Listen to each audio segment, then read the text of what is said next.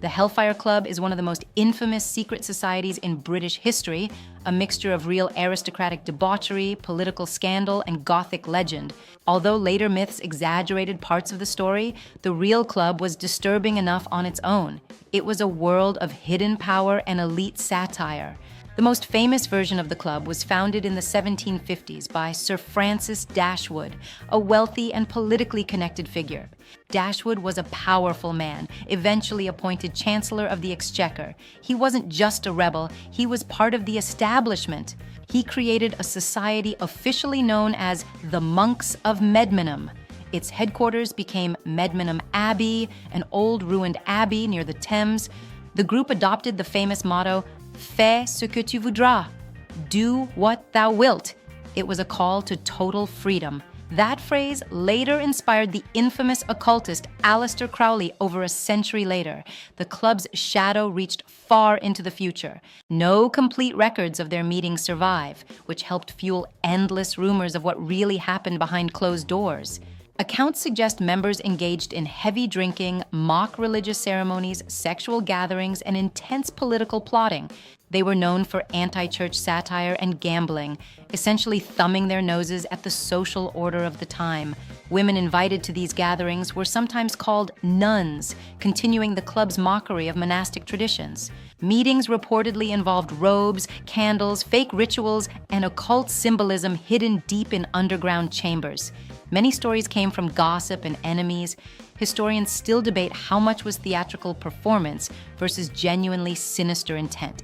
The club became deeply associated with the West Wycombe Caves, a network of man-made tunnels that served as their playground. These caves provided the perfect sanctuary where secret ceremonies allegedly occurred by flickering torchlight. The guest list was a who's who of the 18th century. It included politicians, nobles, and influential writers. Famous figures like John Wilkes and even Benjamin Franklin were allegedly linked to these clandestine gatherings. Over time, darker stories emerged, claiming the club was linked to disappearances and actual satanic rituals. One famous legend tells of a baboon brought into the caves that members mistook for a demon in the candlelight. Whether it was a prank or a genuine scare, the story only added to the club's terrifying and eccentric reputation. The club shocked 18th century Britain by mocking Christianity and the very social order they were meant to uphold. To many, they represented the debauchery and corruption of the ruling classes, hiding their sins deep underground. The most unsettling aspect is that beneath all the myths, there really was a network of wealthy men gathering in secret. They conducted activities hidden from the public eye, leveraging their power to escape scrutiny. Even today, the Hellfire Club remains a symbol of the dark side of the Enlightenment and the power of secrecy. Their story lives on in literature and pop culture, a cautionary tale of what happens when the elite play God. The caves still stand today, silent witnesses to the laughter and rituals of the men who once called themselves monks. Whether they were true occultists or just bored aristocrats, the Hellfire Club will always haunt the history of Britain. Thanks for exploring the depths of history with us. The secrets of the caves remain buried for now. Stay curious and keep digging into the past. See you in the next deep dive. The Bloody Code was one of the harshest criminal justice systems in British history. Between the late 1600s and early 1800s, England and Wales created a legal system where more than 200 crimes could lead to execution. Many of these were surprisingly minor. What made it so terrifying? People could be sentenced to death for stealing even small amounts. Cutting down trees, poaching animals, pickpocketing, or forgery were all capital crimes under this harsh code.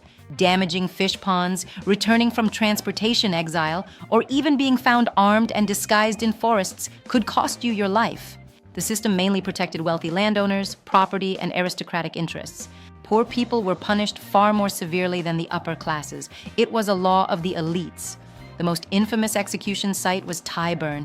Here, executions became massive public spectacles. Thousands attended these events. Vendors even sold alcohol and food to the gathered crowds. Crowds treated hangings like entertainment, though pickpockets often robbed spectators during the executions themselves. Some condemned prisoners gave dramatic final speeches before hanging, seeking a final moment of dignity.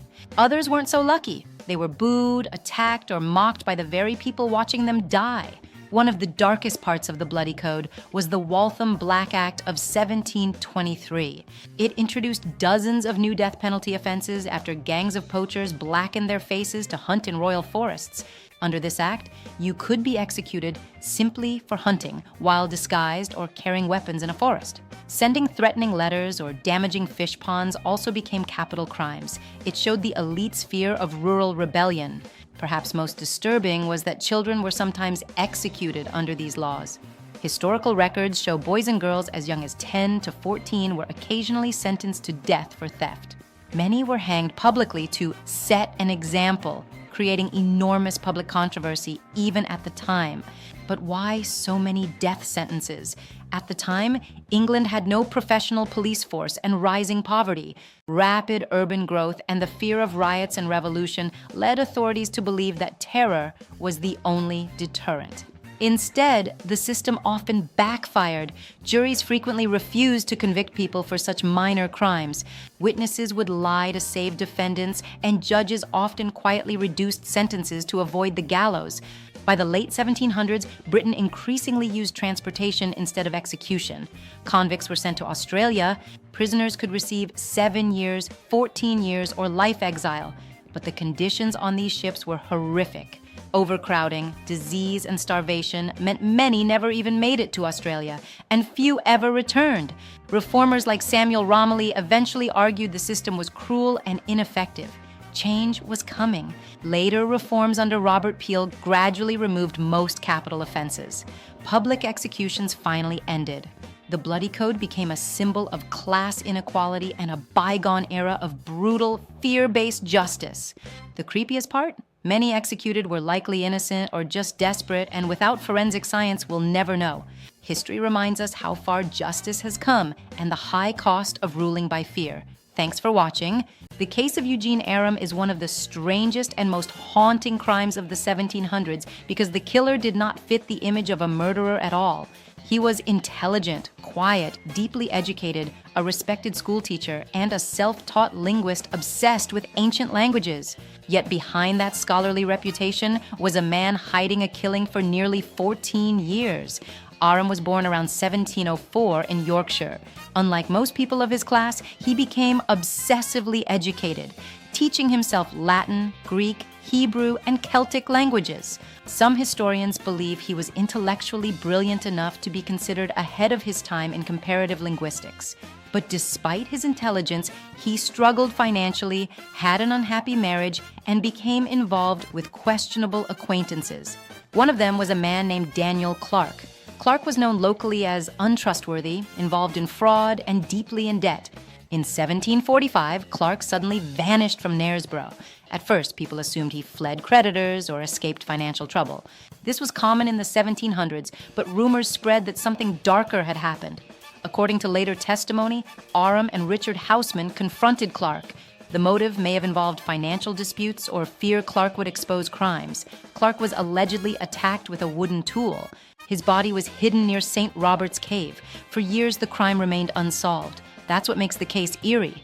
Aram calmly continued living as a respected teacher while secretly knowing where the body lay. Then, in 1758, human remains were discovered. The discovery, over a decade later, reignited suspicion. Authorities connected the missing Clark, old rumors, and Aram's sudden departure. Richard Houseman eventually testified against Aram. Aram fled but was captured in King's Lynn. The trial of 1759 became famous. Unlike most accused murderers, he spoke eloquently and challenged the reliability of circumstantial evidence, sounding calm and intellectual. Many spectators were shocked by how persuasive he appeared. His defense arguments were so intelligent that they were later studied by historians. But despite his brilliant speech, the jury convicted him. Aram was executed in 1759 at York Castle. Reports claimed he remained unusually composed before death. Some accounts say he later confessed privately to the killing. His body was reportedly displayed publicly afterward, a common but grim practice for executed murderers at the time. The Eugene Aram case fascinated Britain because it shattered old assumptions. People expected murderers to be violent, drunk, or savage. Aram was the opposite. Educated, soft-spoken, intellectual. The case created fear that evil could hide behind intelligence and refinement. The story later inspired Victorian writers who transformed him into a tragic Gothic figure, a brilliant mind destroyed by guilt. He became a symbol of a brilliant mind destroyed by violence. But the creepiest detail is how long he successfully hid the crime. For 14 years, he taught children and lived among neighbors, appearing completely ordinary while carrying the secret of a buried body. He discussed philosophy and language, all while knowing exactly where Daniel Clark was hidden in St. Robert's Cave. A scholarly life, a dark secret, and a crime that would never be forgotten.